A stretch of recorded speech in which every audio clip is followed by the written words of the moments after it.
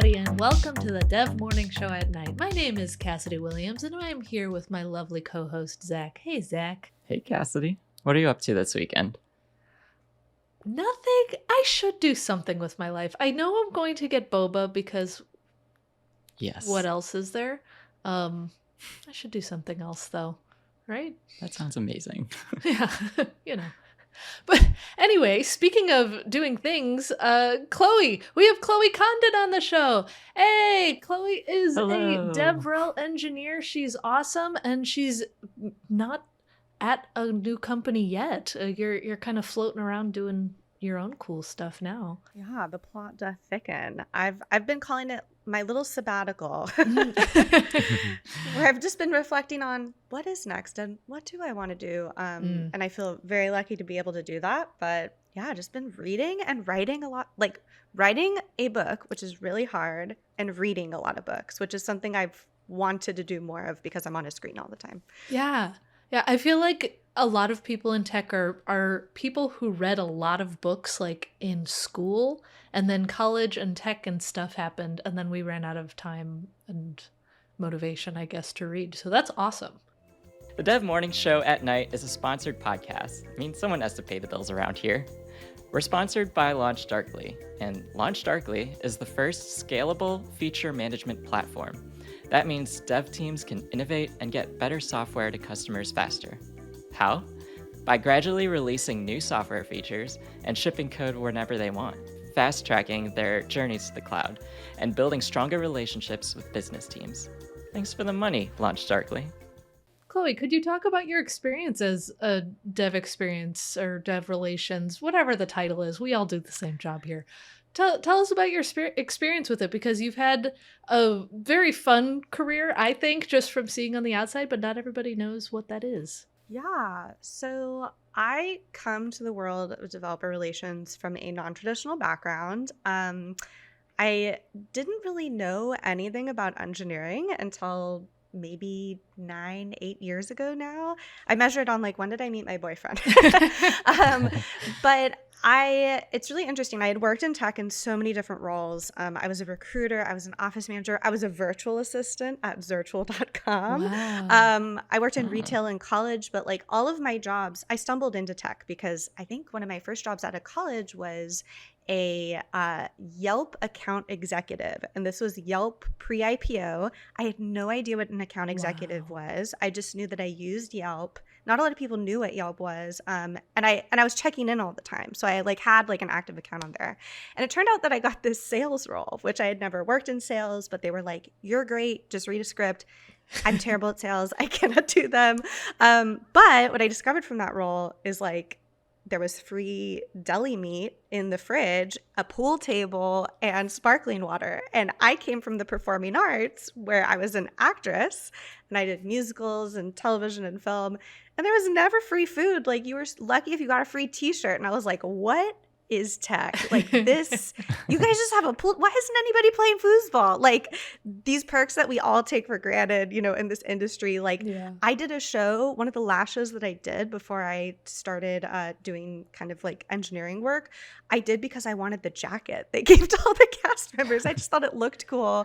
And like the only way you could do it, now I'm like throwing away all these tote bags and stuff from conferences. But long story short, by chance, I saw this talk at Google. That was, I was working for this company called Nuco. This is like another one of my many, many jobs between like children's birthday and party entertainer, and like I did it all. Worked at summer camps, but once I had been in tech, I was an executive assistant to John Battelle, who ran this really cool company. He's the I think he's the co-founder of Wired magazine. Wow. And has run many amazing successful companies over the years. So I was working for this very high up CEO, and he ran this company called Nuco, where instead of going to a conference where you go to Chicago or you go to New York or San Francisco and, you know, it's at Moscone Center or whatever, sure. This was a company that brought the conferences to the cities, which I think is so cool. And I don't understand why we don't do this more. Probably because it's really hard to coordinate. And John's company did a great job at this. But essentially, like, you'd go to Silicon Valley and then you'd see a talk at Google and Facebook and startups, and like you'd get literally inside the companies, which is a really cool concept. Yeah. And I went to the Google talk because I was like, oh my God, I've never been to the Google campus. Like it must be so cool, because I had seen all the pictures online. Of course, the talk was in like the most boring building on campus.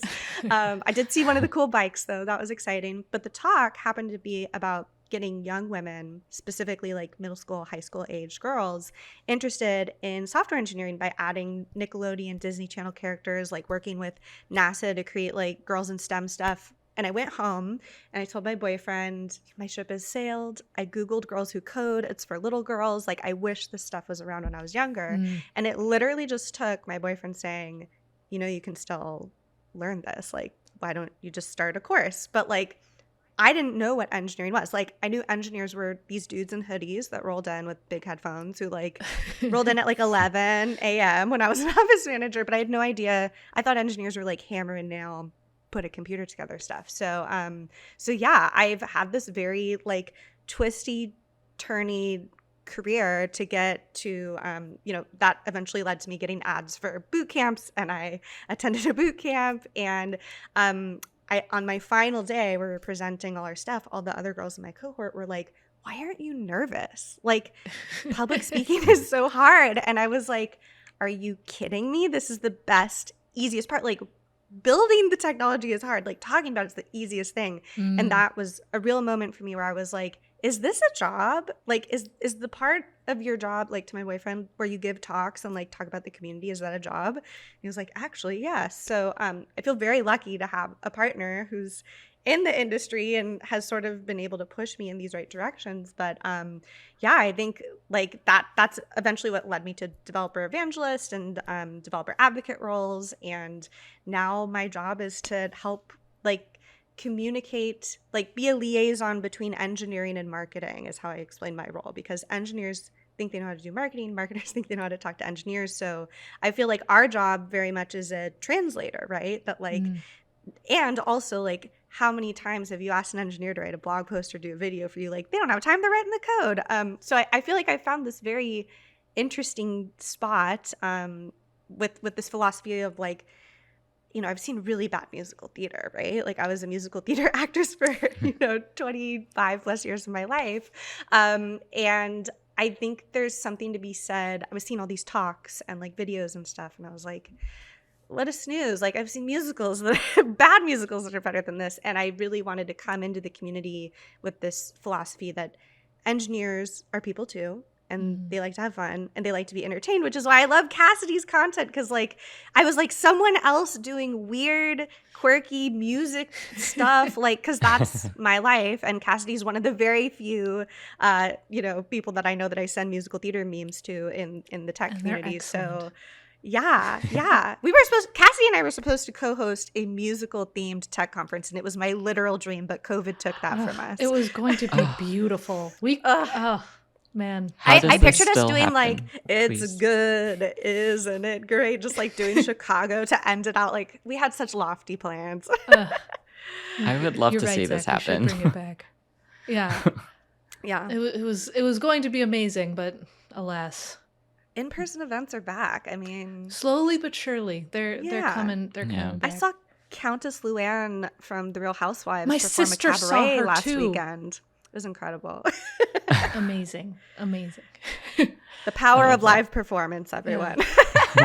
Well, and I love that you had like kind of a serendipitous journey to get into tech and stuff, but also it's kind of a testament to how a lot of people get into tech. And I think that there's often a lot of imposter syndrome that comes with not having a traditional tech background. A lot of people think like, oh, because I don't have a computer science degree, I don't know if I'll get to this level. But I think by having a different background and a background of just like, I'm interested in this and so I'm going to figure out how to do it, and the fact that you did, I feel like that's the best approach, because you approach problems in a very unique way that someone with a more traditional background might not do. One of my favorite developer advocates is someone that I mentored. Shout out to me and Brandon Minnick. Brandon Minnick was a coworker of mine at Microsoft, and he had this friend who, during the pandemic, was on like a Zoom call, and they were all talking about their jobs and stuff. And it was the same kind of conversation that I'd had with my boyfriend, where it's like, well, you can take some classes. Like, you don't have to do a boot camp even. You can be self-taught. PJ Metz, incredible human being. He was a high school teacher in Florida, working at the high school that he went to, ironically enough, and learned to code, taught himself during the pandemic. I had to go to a boot camp. I needed the discipline and like, you know, people keeping me in line. But he now works as a developer advocate. And I think one of the reasons he's a really great developer advocate is he was a high school teacher. He had to keep the attention of high school students, which is like next level compared to developers, maybe arguably harder, right? And I think like that really speaks to, like, I love people like Danielle Baskins. I love people who are doing just like weird, like tech stuff. And it's not trolling. I think a lot of people kind of look at people like myself or Cassidy and are like, oh, they're being silly. Yeah. They're just little jokesters. But I do have to say that like people remember like memory hooks, like anything that's funny or entertaining or musical or silly or interesting. Like I used to do children's theater. Like you have to keep these people's attention. And when you're at a conference or you know, an online event or whatever it may be, or watching video content for like a tutorial for an API, like I am so good at Twilio's API because their documentation has a Rickroll in it. It's hilarious. It's gamified. Like it makes such a difference of like what tools you want to use when the people really speak your language. That's so true. And like, I feel like there's a lot of like, let's get started with this kind of technology. And it's very cookie cutter, like step 1, 2, 3.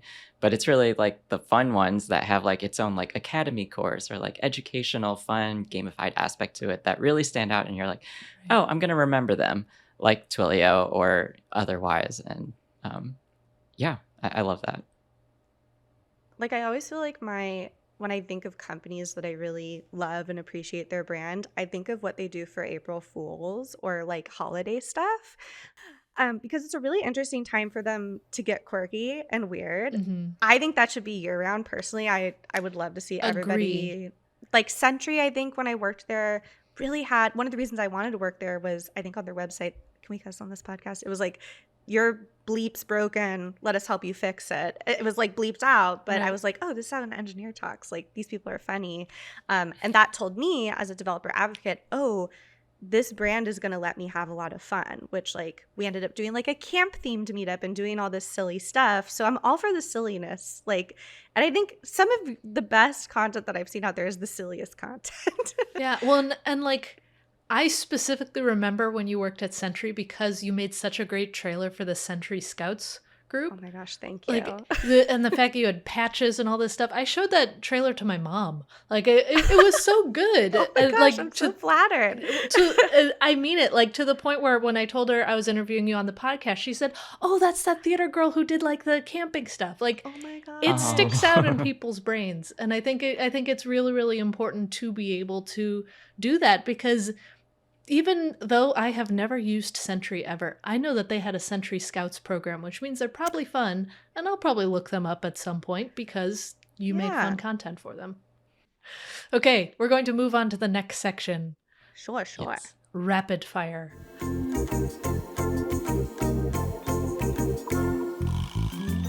So Zach and I are going to ask you a bunch of questions quickly, and we'll just go fast. See what you have to say. I'm excited for it. Are you ready? Yes. Okay. We all have a domain name or 10 that we're squatting on. What are some of yours? Ooh, I started an app and didn't finish it called whereartthou.io, I think. And it was for a stage management app that I was building like between jobs when I was like trying to build a project. So I think I still have that. I like it. What is the most recent thing you over-optimized? Over-optimized? Ooh, can it be a physical thing? Yes, sure. Absolutely. Getting ready to go out the door because I'm the kind of person who needs like, I need my wallet, I need my sunglasses, I need like, you know, SPF, I need socks. And I recently confined it all to one space. So my out the door routine is like quick. That's actually amazing. Having socks by the door? It's changed my life, girl. Oh my gosh. Okay, anyway, what's your golden rule for coding? work, then you're like, okay, why is this working? I feel, at least that's how I code, where I'm like, this shouldn't be working. Why is this working? But yeah, just get it working. Like once I see it working, then I know, okay, I'm close. Optimize from there, fix things. Yeah. From there. Yeah. Great starting place. All right. What is your favorite "it depends" question? How do you measure DevRel success? Oh gosh.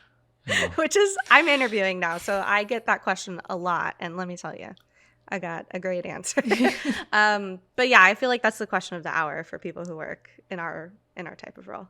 Right. It's constant. Everyone wants to know how to measure it perfectly, but the thing is, it's kind of abstract. Sometimes things that you do won't actually pay off for like 6 months, but then it pays off in a huge way, and it's just depends. What is the oldest piece of tech that you own? Okay, I have props. I'm so I have excited props for this. So this was my first choice, but then I'm going to show you the oldest one. So I have my original, I don't know what iPod this is because it's got this silicone case on it. Whoa. I know, right? This should be in a museum. This is a 20 gigabyte iPod. Yeah, I don't know what generation, but I still have it. The charge doesn't hold well, but the first thing I ever downloaded on iTunes was Goofy Movie soundtrack. So very on brand. Excellent. Classic. But my oldest piece of technology is my Teddy Ruxpin with both tapes, if you can believe. Oh my gosh. It's not super operational, like his mouth doesn't move, but it'll play the tapes. So I'm thinking of making a taxidermy out of this. Like, because I'm like, what do I do? How do I honor it, right? And I make Beanie Baby taxidermy. So I figure I'll just have like a wall of like all my old toys. I would like to pause the rapid fire and please go into what do you mean by you make Beanie Baby taxidermy? I thought I brought it to show because I figured this would be a question. Should I grab it to show? I mean, I can just explain also. I think you should probably grab something to show. It's very important. Okay. So as I mentioned before, I've had a hard time parting with all my toys, and I kept them all in pristine condition, and it's been such a joy to like take them apart, like Furbies and like weird stuff like that. But I literally just like this is not my original Beanie Baby, unfortunately. This is from eBay. But I wanted to see what was inside of them.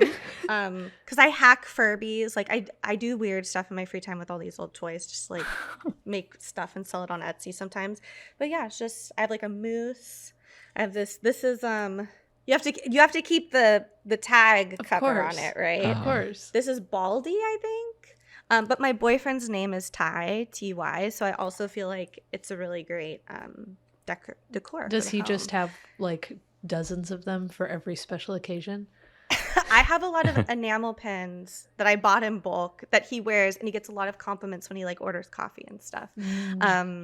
But yeah, I love to just like take these things apart and see how they work because I didn't know about technology when I was younger, and it's been so fascinating to figure out like how these, especially from the 90s, all of these digital toys worked. Yeah, especially the Furby ones. They're haunting but fascinating. Or like Diva Stars. I didn't have a Diva Star, but like there were all these toys for girls, like the Poochies. I guess those were for boys too, like the little robot robot dogs.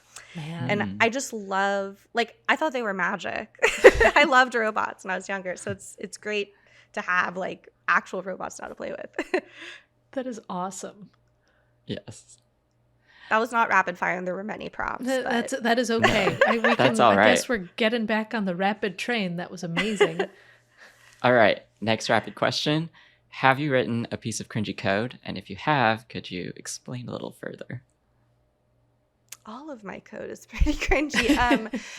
I mean, when I take a look back at my Hackbright project. So Hackbright was the boot camp that I attended. It's an all-women's software engineering boot camp. And I built this app that was like very me. I basically, before Hootsuite was a thing, I went to Japan and I wanted to I was waking up at like 2 or 3 in the morning to tweet out to my followers back in California. Oh gosh. Because I was like so obsessed with social media at the time. And I used like the Twitter API and the Facebook API to create this essentially, where you could like type, and it used like NLP, and you could be like 4 p.m. and it would do it. But I look at that code and I'm like, oh, this is simply duct taped together. And I remember like when I was interviewing as a junior engineer with like Disney Store on my resume, and like, you know, people were looking at my resume as a junior, you know, engineer and developer evangelist, like, what is she doing here? But yeah, like that was a rough. It's tough to look at. I'm tempted to take it off of my GitHub, honestly, because it is. It's on a wing and a prayer still with us. That's growth, though. You should cringe at your code every 6 months or so. In my mind. What is your favorite programming pun? I recently tweeted something that was, because I've just done a bunch of interviews. There's a lot of questions about key stakeholders, and I tweeted like, this is all I can picture when I hear key stakeholders, and it was like keys and steak and like people holding steak. So I think like the jargon of business, any jargon, business jargon puns in tech, I'm so here for. Like I did a bunch of like OKR puns when I figured out what an OKR was. Excellent. Yeah. I like doing those ones when it's related to a business thing, and then you can just like toss it in a meeting, kind of like just dropping a grenade in there, and they're like, why? But will it scale? Yeah. Speaking of OKRs, I saw a hilarious, I think it was on Twitter or something like that, where a guy was texting his mom and was like, oh, I'm just working on OKRs. And then the mom was like, okay, when are you getting a girlfriend? Or something like that. All right, next rapid fire question. Last one, actually. What is your most used emoji? Ooh, I feel like I use the grimace emoji a lot, like the which haunted me to my core when I was an iPhone user back in the day, and my boyfriend is an Android user, and it looked completely different. I was like, I feel like this has not been translating how I wanted it to. But I think I with the state of the world how it is, I just constantly feel like people are texting me and I'm responding like, ooh, which is what I think the grimace emoji is. That is a good one. I didn't really think of it as a grimacing emoji for a long time. I just thought it was someone like smiling but not really smiling, like, eh. That too. Like I feel like And it's it almost like works. an I Love Lucy, like ooh kind of Yeah. thing. Yeah. I see it.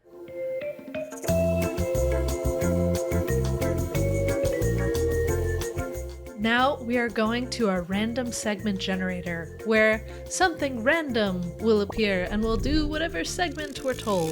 And so the first one is dev opposites. Oh. So outside of your day job, outside of tech things, what do you do? I most recently I noticed that I have a Pixel, and the Pixel chargers look like little gravestones, little tombstones. And I got like some moss from Michael's and some little like flowers, and I used my Cricut machine to make a little tombstone. So I'm constantly crafting. And yeah, I don't do a lot of theater stuff anymore. I feel like I really get like the theater bug just from doing a lot of stuff that I get to do in my life now. And I don't miss having to rehearse all the time. So yeah, I feel like I have so much free time now, because I used to like work 9 to 5 Monday through Friday, do rehearsals, performances on weekends. And I'm just really enjoying, making weird, crafty things all the time. Love that. That is great. Yeah, I did like theater stuff in my youth. I think I have a DVD of Zach in high school from when he did the freshman play. We went to high school together. And, love this. So I love a good high school VHS. Like, it's such a time capsule. It's so excellent. What was it called? What was the name? Yeah, Zach, what was it called? I don't actually remember. It was, I think it's like, Are You Smarter Than a Ninth Grader? So it was like a play off that one show that was popular at the time. I think Are You Smarter Than a Fifth Grader? And it was just like a series of like small skits fleshed together. Just little vignettes. Just little vignettes. So good. Yeah. My dream job right out of college, before I knew about tech, was with Kaiser Permanente, touring these middle schools and high schools. And I thought I'm a shoo-in because I look like a teen, and the show was called, they had like a fruits and vegetables one and stuff like that, but it was Nightmare on Puberty Street, and you had to rap about puberty in the audition. And it was very that same, you know, the energy of like, we're trying to relate to Oh the my gosh. youths. Nightmare on Yeah. Puberty Street Oh. is one Yeah. of the best things I've heard in a very long time. Give it a Google. There are many videos. I sadly did not book it, but know many people who did it, and it was quite a treat.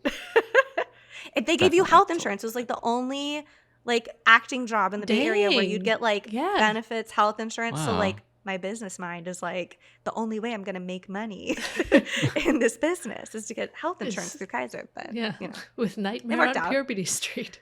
There you go. what do you do? Oh, I'm in Nightmare on Puberty Street.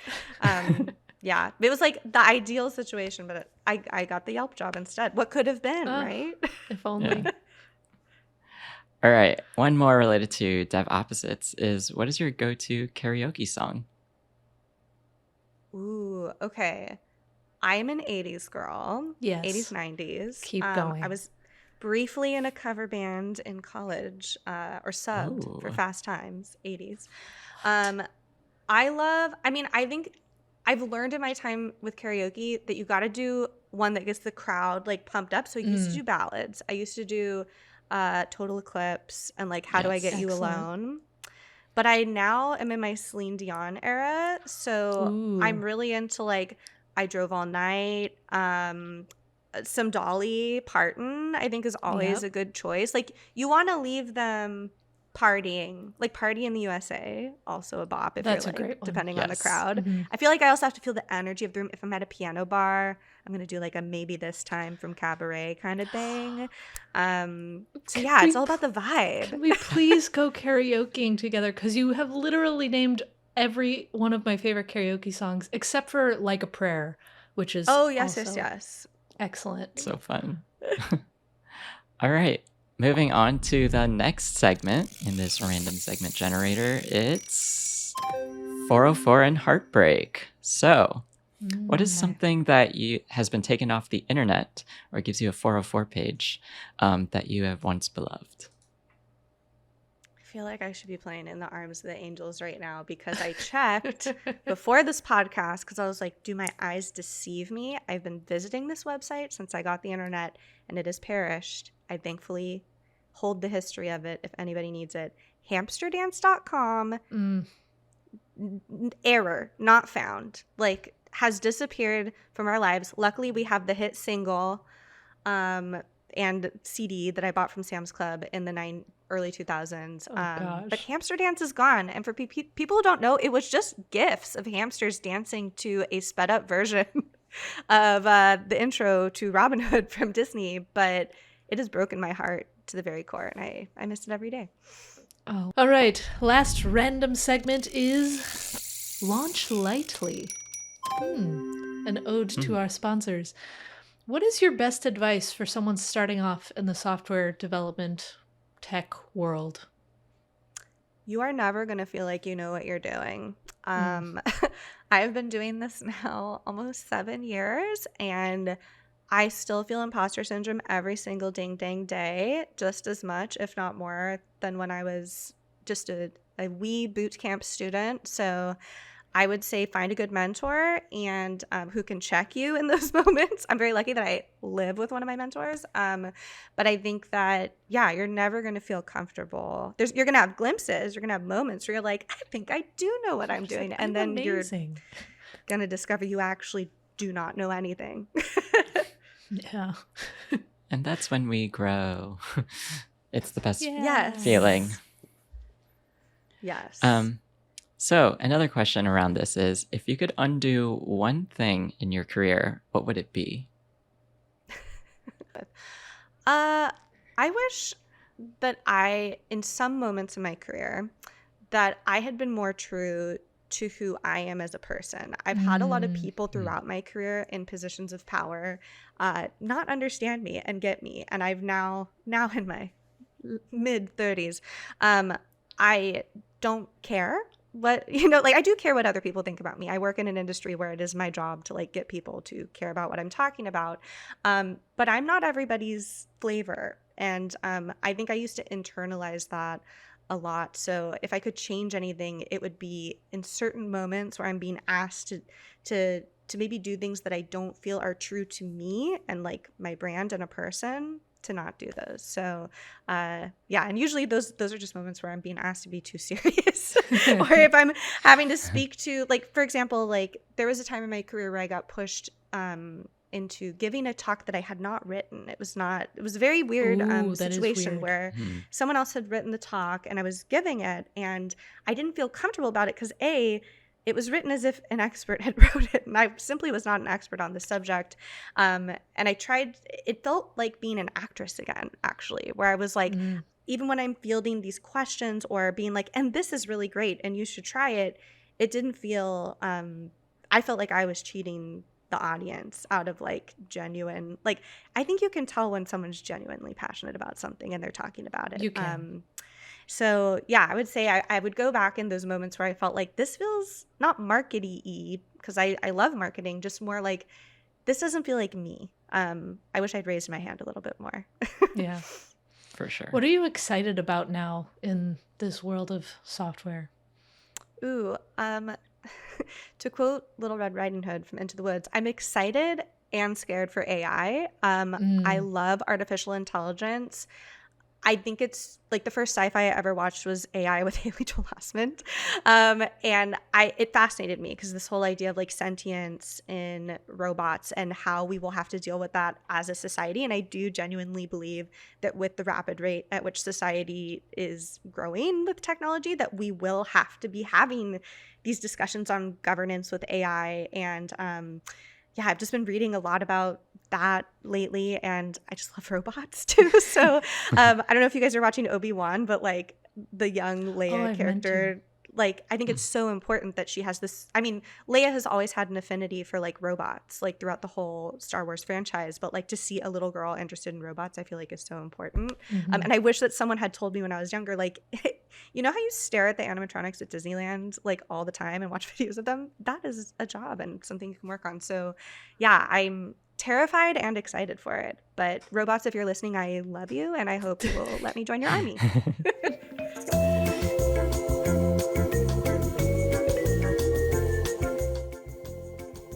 That being said, it is time for the advice portion of this podcast, and the advice that I have is to bring your whole self to work, and to the workplace, to your personal brand, social media, whatever cliche phrase you want to say. When I say bring your whole self to work, I mean don't bring like a shade of yourself where you like slowly but surely reveal who you actually are to your coworkers or to the people who are around you, because when you are yourself right away, it never feels like you're hiding, and you can start to do your best work, and you can really start to kind of establish that work is work and who you are is separate from that.